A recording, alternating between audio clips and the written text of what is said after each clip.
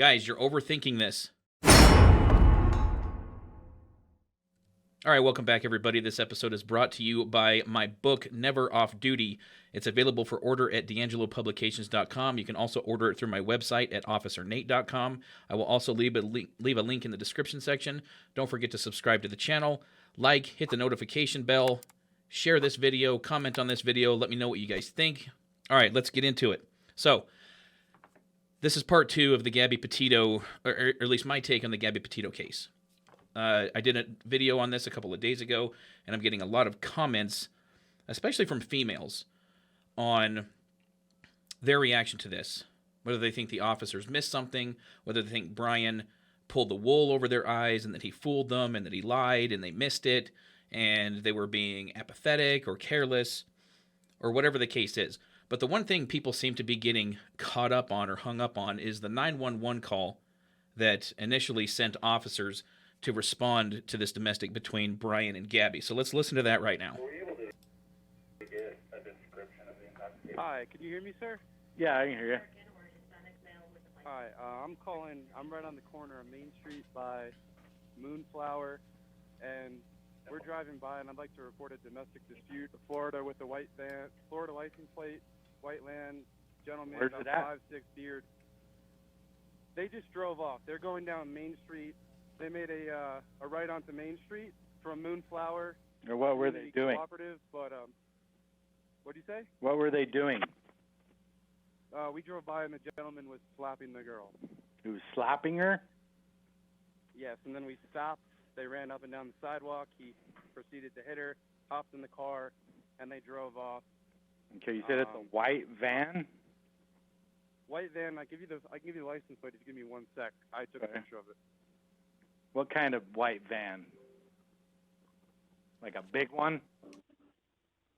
It was a smaller van with the license plate of, it was white, Florida license plate. It was, the make was a Ford. By the way, all the little pauses and silences you hear throughout the video, it's not the police officers trying to hide anything or turning off the audios on their body cam recorders. That's sensitive information being sort of sanitized out of the video and out of the audio, like license plate numbers, dates of birth, things like that. Model was Transit, black ladder on the passenger side. Black ladder, passenger side. White Ford Transit. White Ford Transit. Okay, so this caller, now apparently there were 2 witnesses, and you'll hear one of the officers say that later on in the video. But this particular caller said he saw Brian slap her and then proceed to hit her and then get in the van and they drive away. So what we're going to hear next is we're going to hear a couple of explanations from Gabby, and then we're also going to hear Brian's. I took a few separate clips from the original 1 hour and 17 minute long body camera footage. And these are clips that I think highlight some pretty important points as far as the way the officers handled this case. And then what? And his reaction was to do what?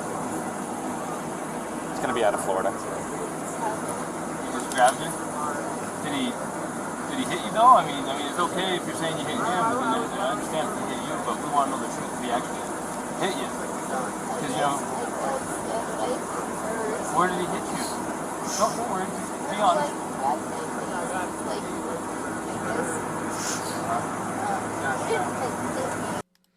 Okay, some of the comments that I was getting in response to my original video was that the officers did not address the 911 caller's accusation that he was slapping her. This officer just did that. He just asked Gabby, he's like, did he hit you? Where did he hit you? And Gabby is about to explain to him that it wasn't a hit, or she is explaining that he didn't hit her, he grabbed her by the face. He slapped your face or what?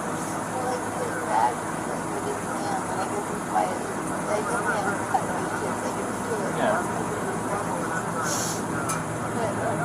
Go ahead. Okay. So has he been drinking? No, we don't drink. Okay. What was up with his driving? This officer said he hit a curb. While you're driving? Well, he was there. While he was driving, you were hitting him? But not a lot, but yeah. So dispatch is probably coming across the radio with some sensitive All the lights come on, and I like kind of went like so stupid. Did Jordan tell him all this?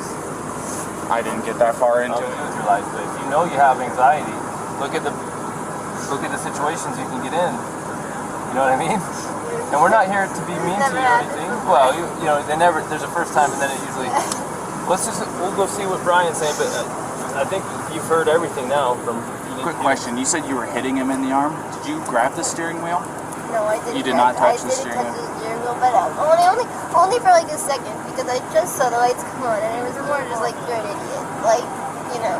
But did you grab the steering wheel and like No. swerve or anything like no, that? No. I didn't touch the steering wheel at all. I'm gonna go ahead and close this door again. Okay, so Gabby's side of the story, now they talked to her a couple more times, obviously, throughout their entire contact, but her side of the story essentially is that she was hitting him, she was slapping him, and she was punching him while they were driving. Now, she says that at one point, Brian grabs her by the face. Now, I think that is consistent with what you're about to hear from Brian, even though it's slightly different, and it's not consistent with what the 911 caller says, but guys, here's the thing. Having been a detective and having investigated thousands of domestic violence cases as a patrolman and as a detective, eyewitness accounts are extremely unreliable. Okay, they just are for a number of various reasons. But I think what the 911 caller saw was exactly what Gabby just described, in that Brian grabbed her by the face and pushed her away in an attempt to keep distance because she was hitting him and slapping him, and he was trying to de-escalate the situation. But she continued to hit and slap him. So, of course, he's going to attempt to defend himself by pushing her away and probably pushing on her face. And you heard that coming from Gabby. So now we'll listen to what Brian had to say about it. And I get it. we weren't physical before the point where I said, all right, let's just take a breather and like walk away for a minute. I'll lock the van up and I'll go for a walk this way, and you can go walk that way in the block. You know, there's that what is it called, Moonflower? Right, yeah. You know, nice areas. You can go either way. It's all shaded. So let's go for a little walk and breathe or come back. Because we're happy with it. But she just, I'm not upset with her. She got worked up and she had a phone in her hand and her keys and everything. And she wanted, not her keys, her rings. She had her rings, her phone. And I was holding on to the keys because I didn't want to go anywhere. And my big fear is, I don't have my phone. I don't have my phone. So she goes off without me to the car. I'm on my own. So I was saying, let's just go for a walk. And she was trying to get the keys for me. So I was just going, just wait, back up. And that's when she hit me. And I didn't get, I don't want to push you, but I didn't get overtly physical. I was just trying to keep her away and not get hit. And then I got really loud, and like that's probably fear of his attention, where I was going, you know, back up, get away, just give me a. Okay, so you said you pushed her to create some distance, obviously, right? What happened after that? What got the scratches on your eye? The phone. The phone. So you pushed her and she hit you? She was. It wasn't like a push, and she jumped on me. She was already. I don't want to. She was already swinging, and I was. A lot of angles, a lot of nails, a lot of rings. Yeah, you got 3 scratches on your neck. You got one on your left side of your nose. You got one in your face here, and you got 4 bleeding over there. So it looks like 2 hands coming in. Do you mind lifting up your right sleeve for me? I'm curious about something. It's a little bit of nails. I suppose fingernails, but I'm not complaining. I'm not complaining about Is it fingernails. bruised or tender or anything like No. that? Okay. I'm fine, and I love Gabby. I hope she doesn't have too many complaints about me. Okay, for whatever reason, people fixated on that particular phrase. I hope she doesn't have too many complaints about me. I'm not sure what you're trying to deduce or infer or take away from that somehow makes him guilty of something, or that somehow should have tipped off the cops that he's a murderer or that he was going to murder Gabby. It seems to me that he's telling the truth. He said he's trying to downplay, he's trying to mitigate the severity of his injuries because he doesn't want Gabby to get in trouble. Because just as he said, he loves her.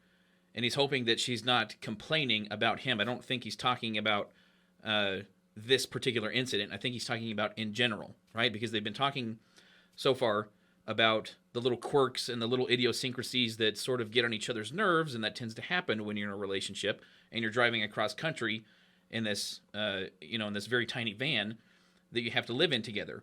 You're bound to get on each other's nerves, and I think that's what this incident was, plain and simple.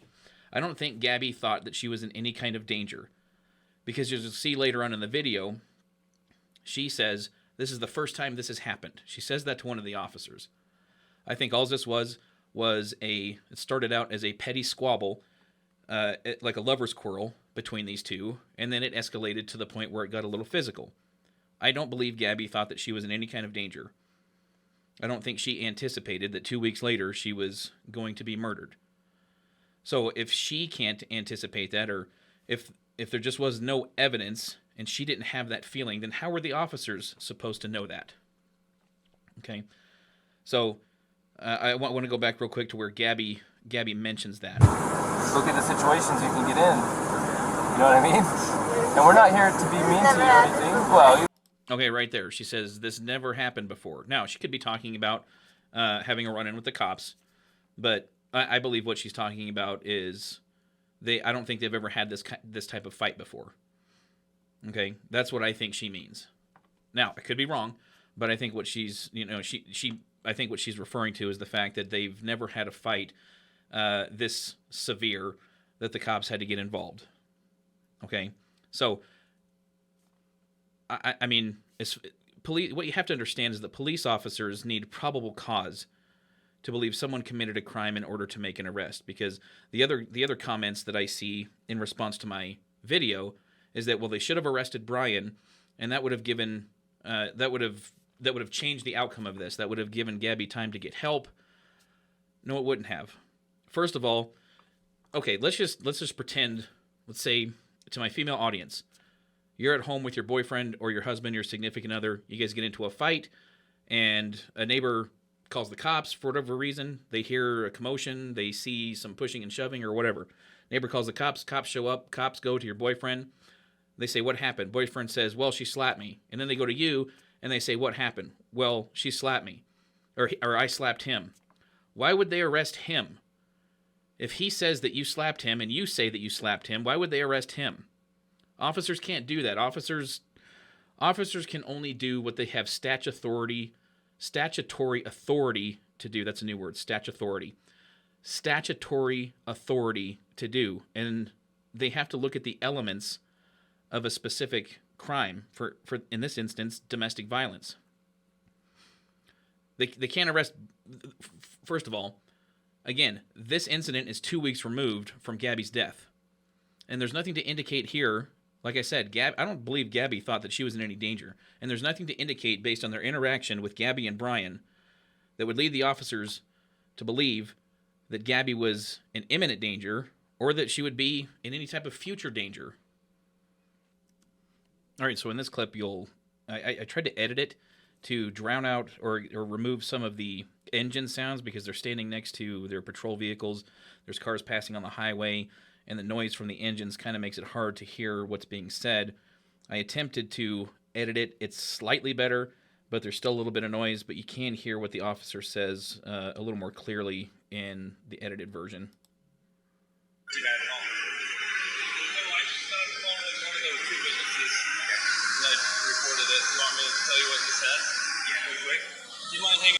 All right, so that was still kind of unclear, but he said, I talked to one of the two witnesses that reported it. Do you want to hear what he said? So, he said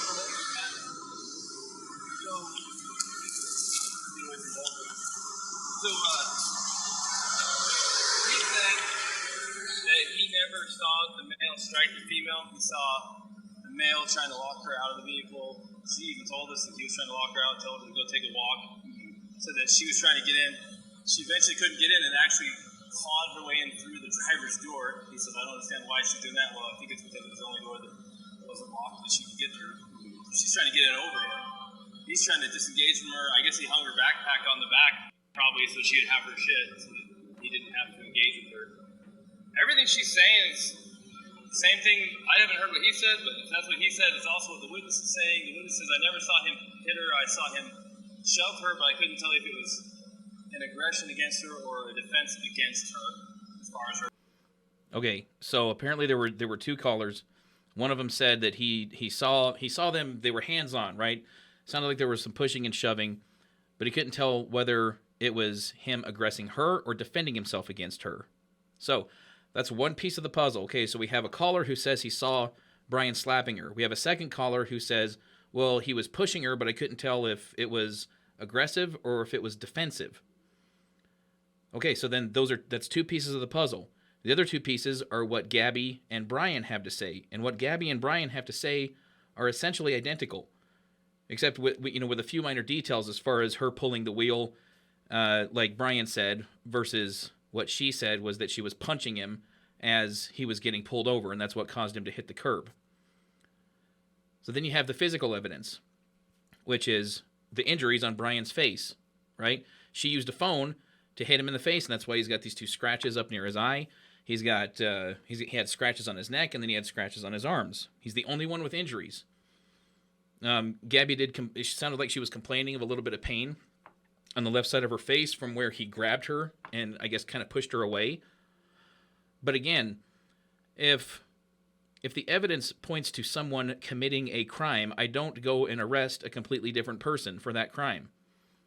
There has to be evidence to corroborate accusations, and all of that stuff together constitutes probable cause. And as you can see, I'm sure most of you by now have probably seen the full-length body camera footage, but all of the evidence pointed to Gabby being the predominant aggressor in this case.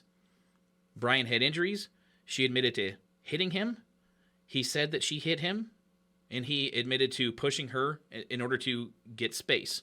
Now, a lot of you are also hung up on the fact that he had her keys and that he wasn't allowing her access to the van, and they should have arrested him for theft. Give me a break.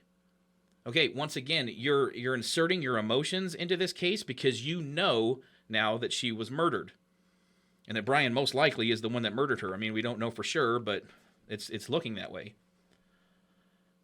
You're inserting your emotions into this and claiming that they should have had the foresight to see what we now know, but they didn't know, and that they should have made an arrest in order to potentially save Gabby's life.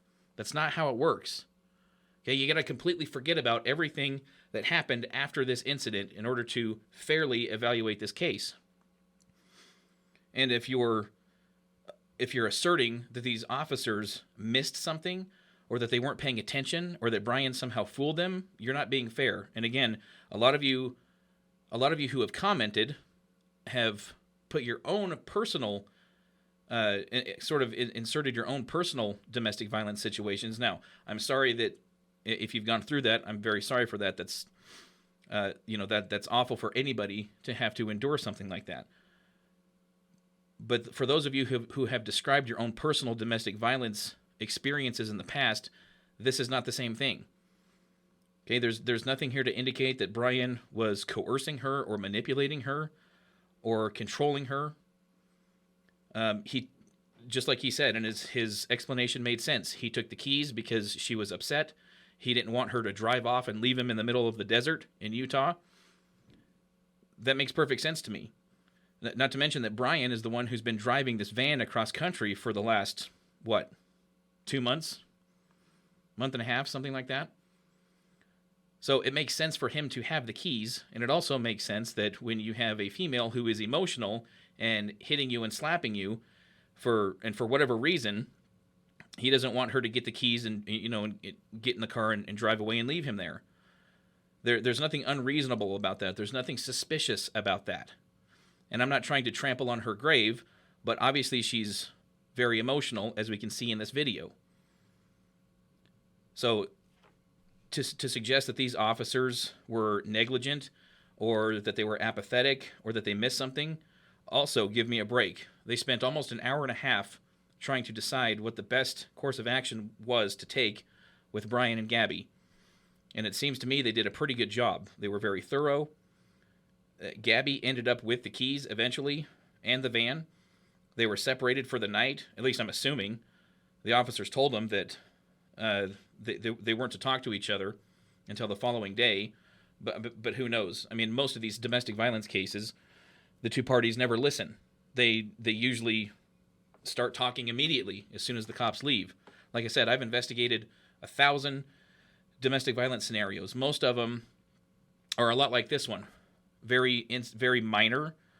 Okay, they usually don't end up with people injuring one another very significantly or very severely. It's mostly just sort of these petty quarrels that, for whatever reason, the cops get involved with, and the cops have to show up and mediate, and that's essentially what they did here. They didn't take any enforcement action. But according to the statute in Utah, the domestic violence statute, okay, so the duties of law enforcement officers. A law enforcement officer who responds to an allegation of domestic violence shall use all reasonable means to protect the victim and prevent further violence, including taking actions that, in the officer's discretion, is reasonably necessary to provide for the safety of the victim and any family or household member. Okay, so that's the duty of law enforcement officers according to the state of Utah. Okay, and here's the second part to this statute. The primary duty of law enforcement officers responding to a domestic violence call is to protect the victim and enforce the law. Now, in subsection A, like I mentioned before, in addition to the arrest powers described in section 77-7-2, when a peace officer responds to a domestic violence call and has probable cause to believe that an act of domestic violence has been committed, the police officer shall arrest without a warrant or shall issue a citation to any person that the peace officer has probable cause to believe has committed an act of domestic violence. If the peace officer has probable cause to believe that there will be continued violence against the alleged victim, or if there is evidence that the perpetrator has either recently caused serious bodily injury or used a dangerous weapon in the domestic violence offense, the officer shall arrest and take the alleged perpetrator into custody and may not utilize the option of issuing a citation under this section. Okay, so now a lot of you are probably going to say, well, there you go. He should have arrested Gabby, and then she would have had time to get help. Okay, if you watch the whole video, which I'm assuming that a lot of you have by now, you hear the secondary officer, the one you can see in the body camera footage, explain that, yes, even though Gabby is the predominant and primary aggressor in this situation, it seems awfully silly with the two of them being from out of town and only having this vehicle in which they live. They don't have any family. They don't have anybody they can contact to help them in this, quandary that they're in.